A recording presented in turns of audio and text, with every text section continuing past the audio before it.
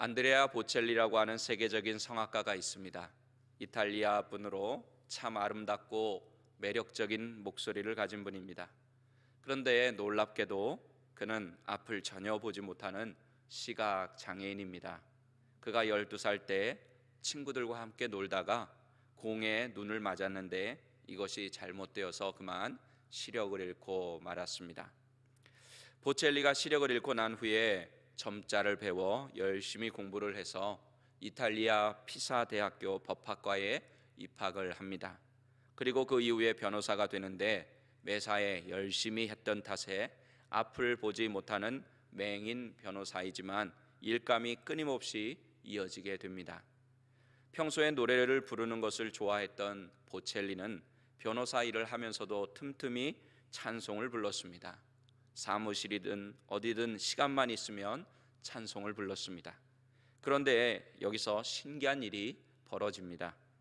보첼리의 노래를 들은 사람들이 여기저기서 그를 초대하기 시작한 것입니다. 처음에는 그냥 가서 노래 몇 곡 불러주는 것으로 끝났지만 시간이 갈수록 사람들의 호응이 높아지기 시작했습니다. 그래서 낮에는 변호사로 일하고 밤에는 초청을 받아서 찬양을 하게 되었습니다. 그러다가 아예 돈을 잘 버는 변호사를 그만두고 찬양하는 일에 나서기 시작했고 지금은 세계적인 성악가로 자리매김했습니다. 그는 이탈리아 국영방송에 나와서 자신의 인생에 대한 이야기를 하였는데 진행자가 시청자를 위해서 한마디 해달라는 부탁에 다음과 같이 말했습니다. 제가 시력을 잃은 것을 슬퍼하는 데는 일주일이면 충분했습니다. 저는 일주일 동안 심히 괴로워했지만 그 슬픔을 이길 수가 있었습니다. 나에게 다가온 참담한 상황을 인정하고 받아들이면서 하나님의 뜻을 생각했습니다. 삶의 고난이 찾아올 때 그때가 바로 내 인생을 업그레이드 시킬 때입니다. 사람들은 대체로 시련과 역경과 같은 인생의 큰 문제가 다가오면 주저앉고 포기하고 낙심하고 절망하기가 쉽습니다. 그러면서 자신의 현실을 받아들이며 적응하며 살아갑니다. 하지만 보첼리는 그에게 찾아온 시련의 위기를 새로운 도전의 기회로 만들었던 것입니다. 지금 우리가 살펴보고 있는 이삭의 인생도 하나님이 주시는 복도 누렸지만 또 그 인생의 시련도 계속되었다는 것을 우리는 알고 있습니다. 그리고 그 시련을 통해 하나님이 기뻐하시는 쪽으로 그의 믿음과 삶을 업그레이드하고 있는 것을 우리가 말씀을 통해서 알 수 있습니다. 하나님께서 그를 그렇게 인도하고 아브라함의 믿음의 계보를 이을 사람으로 만들어가고 있다는 뜻이겠죠. 오늘 본문에 보면 이삭이 잘 이해가 되지 않는 그런 행동을 하는 것을 볼 수 있습니다. 그는 블레셋 사람들이 건드리지 못할 정도로 큰 힘이 있는 부자가 되었고 또 어제 말씀드린 대로 르호봇의 하나님이 나를 넓게 하셨다, 하나님이 넓게 하셨다 하는 르호봇의 복도 누리게 되었습니다. 성경에 정확한 이유가 나오지 않지만 더 이상 블레셋과 싸울 일도 없고 평안하고 안전함에도 갑자기 거처를 옮깁니다. 저는 오늘 본문 말씀에 의지해서 하나님과 함께하는 삶이 먼저다라는 제목으로 어떻게 하면 그리스도인으로서 올바른 삶의 우선순위를 지키며 살아갈 수 있는지 우리에게 주시는 두 가지 은혜를 나누고자 합니다. 첫 번째로 먼저 우리와 함께 하시는 하나님을 100% 신뢰해야 합니다. 100%.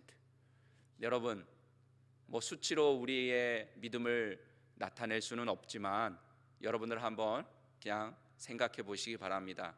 나는 지금 하나님을 몇 퍼센트 의지하고 있는가? 90%? 80%? 아니면 100%? 오늘 본문에서 이삭이 옮겨간 곳은 브엘세바입니다. 브엘세바 많이 들어보셨죠, 그죠? 이전에도 나왔습니다.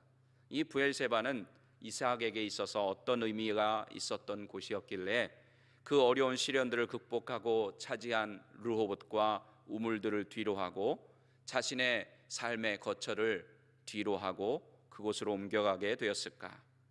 이 브엘세바라고 하는 곳은 이삭에게 있어서 두 가지 의미가 있는 곳이었습니다. 먼저 브엘세바는 자기 아버지 아브라함이 모리아산에서 자신을 하나님께 번제로 바치려다가 하나님의 도우심으로 살아나서 돌아와 정착한 곳이 브엘세바였습니다. 이곳에는 하나님의 구원의 손길을 확신하며 감사했던 그런 기억이 있는 곳입니다. 여호와 일의 하나님을 체험했던 그런 기억이 있는 삶의 장소였습니다. 둘째로 이삭에게 이 브엘세바는 자신과 비슷한 어려움을 당했던 아버지 아브라함의 어려움, 시련이 끝나게 된 기억이 있는 곳이었습니다. 브엘세바라고 하는 것은 맹세의 우물이라고 하는 뜻입니다. 맹세의 우물. 아비멜렉이 아브라함을 먼저 찾아와서 더 이상 서로 괴롭히지 말자고 맹세하자는 제안을 했던 곳이 바로 브엘세바입니다. 이런 기억을 지닌 이삭이 하나님이 주신 그 르호봇을 뒤로하고 브엘세바로 거처를 옮기는 것은 단순한 이주 이상의 큰 의미가 있다고 하는 것을 알 수 있습니다. 이삭은 우리가 살펴본 대로 시련을 극복하며 더 하나님을 신뢰하는 법을 배워가게 되었습니다. 그런 이삭이 브엘세바로 이주한 사건은 함께 하시는 하나님을 전적으로 신뢰하게 되었고 하나님께서 이삭의 인생의 최우선순위가 되셨다는 것을 증명하는 사건이었습니다. 이 사실은 그가 그날 이주한 그날 그 밤에 하나님께서 그에게 다시 나타나셔서 축복을 약속하시는 사건을 통해 확인할 수가 있습니다. 무슨 뜻입니까? 이삭이 르호봇에서 브엘세바로 거처를 옮긴 것을 하나님도 기뻐하셨다는 뜻입니다. 하나님께서 이삭이 브엘세바로 옮긴 그날 밤에 나타나셔서 여러 시련을 겪으며 믿음이 성장한 이삭을 향해 위로하여 주시고 격려하여 주시고 다시 한번 언약의 말씀을 주십니다. 오늘 본문 24절 다시 한번 읽어보겠습니다. 그 밤에 여호와께서 그에게 나타나 이르시되 나는 내 아버지 아브라함의 하나님이니 두려워하지 말라. 내 종 아브라함을 위하여 내가 너와 함께 있어 내게 복을 주어 내 자손이 번성하게 하리라 하신지라. 아멘. 여러분은 요즘 하나님이 기뻐하시는 곳에 계십니까? 아니면 여러분이 좋아하는 곳에 계십니까? 여러분 중에 혹시 이민 오셔서 이삭과 같이 신앙 때문에 거처를 옮기신 기억이 있으신지 모르겠습니다. 보통은 우리가 신앙 때문에 거처를 옮기지 않고 직장이나 사업 또는 자녀의 학군 때문에 거처를 옮기죠. 그런데 예전에 한국 교회가 부흥하고 성도들이 은혜와 복을 누리던 때는 이런 일들이 참 많았어요. 이사를 하게 되면 제일 먼저 뭘 살펴봅니까? 그렇죠. 교회를 살펴보죠. 그러고 나서 자기 자신의 집을 정합니다. 아예 신앙생활을 잘할 목적으로 이사하는 분들도 계셨어요. 내가 교회를 잘 섬기기 위해서 교회 가까운 곳으로 이사를 해야 되겠다 하면서 이사를 하는 분들이 너무나도 많았고 또 그리스도인들은 그것을 당연한 것으로 생각을 했습니다. 우리가 살고 있는 미국을 하나님께서 사랑하시고 여전히 사용하시는 이유가 여러 가지가 있겠지만 저는 그 중에 하나가 아직 많은 사람들이 교회 중심으로, 즉 하나님 중심으로 살기 때문이라고 생각을 합니다. 한국도 부흥할 때 그랬지만 미국에 보면 가는 곳곳마다 어느 곳은 막 블록마다 교회가 있지 않습니까? 여러분들 미국에 오실 때 70년대 80년대는 어땠는지 모르겠지만 제 어린 기억에는요, 밤이 되면 서울에 또는 도시에 십자가들이 그냥 십자가만 보였던 것 같아요. 별빛보다도 십자가 불빛이 훨씬 더 밝게 잘 보였던 것 같아요. 어떤 사람들은 막 그래서 밤이 되면 공동묘지가 된다고 할 정도로 한국이 그렇게 교회가 번성하고 부흥했던 때가 있습니다. 마찬가지로 미국도 그렇기 때문에 하나님께서 여전히 미국을 사랑하시는 것 같습니다. 그리고 지금도 그러는지는 모르겠지만 군부대를 하나 세울 때, 미국의 경우 군부대를 하나 캠프를 세울 때도 제일 먼저, 그것도 제일 캠프 중앙에 뭘 세웁니까? 교회를 먼저 세워요. 교회를. 군부대 건물을 먼저 짓는 것이 아니라 교회를 먼저. 근데 모르겠습니다. 이거 좀 지난 얘기니까 지금도 그렇게 하는지는 모르겠지만 그랬다는 이야기를 제가 본 적이 있습니다. 하나님이 우선순위가 되는 그런 미국이라는 뜻입니다. 단순하게 성경에 간단하게 나오기 때문에 이삭이 거처를 옮겼다고 기록이 되어 있는데, 그래서 결코 쉬운 것이 아니라고 하는 것 우리 이민 생활한 우리는 잘 알고 있습니다. 한국에서 미국으로 거처를 옮겨오는 것, 삶의 터전을 옮겨오는 것 결코 쉬운 일이 아니죠. 또 이 미국이 얼마나 넓은지 다른 한 주에서 다른 주로 이사하는 것도 얼마나 힘이 든지 모릅니다. 진짜 이민 새로 가는 것 같은 그럴 정도로 생소합니다. 삶의 터전을 뒤로 한다고 하는 것은 결코 쉬운 결정이 아닙니다. 제 이야기를 드려서 죄송하지만 저도 우리 안디옥 교회에 하나님께서 인도하여 주셔서 사역을 하기 위해 10년 넘게 살던 그 삶의 터전을 뒤로 하고 이곳으로 왔습니다. 여러분들은 여러분들이 청빙을 하셨으니까 여러분들이 선택해서 담임 목사를 세웠다고 생각하실지도 모르겠지만 그렇지 않고 하나님께서 여러분들을 위해 또 이 교회를 위해 담임 목사를 세우신 것입니다. 여러분이 믿든지 안 믿든지 그건 여러분의 결정이고 여러분의 생각이지만 제가 안디옥 교회에 오려고 예전부터 애썼던 것도 아니고 제가 교회 사역을 옮기려고 그렇게 찾아다녔던 것도 아니고 우연한 기회에 정말로 하나님께서 발견하게 하시고 알게 하게 하셔서 또 이곳으로 이렇게 하나님이 사역을 옮겨올 때 저도 삶의 터전을 뒤로 하고 그냥 통째로 옮겨오는 것이 쉽지 않은 결정이었습니다. 아이들 대학도 포기해야 됐고 아이들도 저와 같이 모든 것을 희생해야 됐고 또 저희 여기 와서 아는 사람이 없죠. 아는 사람이 한 분도 없죠. 그리고 제가 안디옥 교회 성도님들이 누구신지 알아가지고 거기 내가 아는 분이 계시구나 해서 온 것도 아니고, 이렇게 우리 하나님의 인도함을 받는 인생들은 우리 하나님을 최우선으로 여기기 때문에 이삭처럼 과감하게 삶의 터전도 버릴 수가 있는 것입니다. 아마 여러분들도 이민 생활하면서 이런 경험들 많이 하셨을 겁니다. 하나님의 인도함을 받아서 내가 과감하게 삶의 터전을 버리고 하나님이 기뻐하시는 곳으로 이주하거나 또는 하나님이 기뻐하시는 결정들 한 그런 은혜의 경험들이 다 있으셨을 것입니다. 근데 요즘은 예수님을 믿는다고 말하면서도 돈 버는 일이나 또 자신이 좋아하는 일에 조금이라도 방해가 된다고 생각을 하면 신앙생활을 너무 쉽게 뒤로 미루는 분들이 점점 많아지는 것 같습니다. 말로는 하나님이 먼저고 하나님이 주인이시라고 하고 하나님을 인생의 최우선순위에 모시고 있다고 하지만 돈과 하나님, 자녀와 하나님, 또 자신의 생각과 하나님의 생각, 세상과 교회, 이것을 놓고 선택하는 시점이 되면 이런 저런 명분을 만들어서 자신이 원하는 것을 선택하는 분들이 많아진다 하는 뜻입니다. 육신적으로도 하나님이 기뻐하시는 곳에 있어야 하지만 그보다 먼저 우리는 우리의 마음과 생각이 하나님이 기뻐하시는 곳에 있어야 합니다.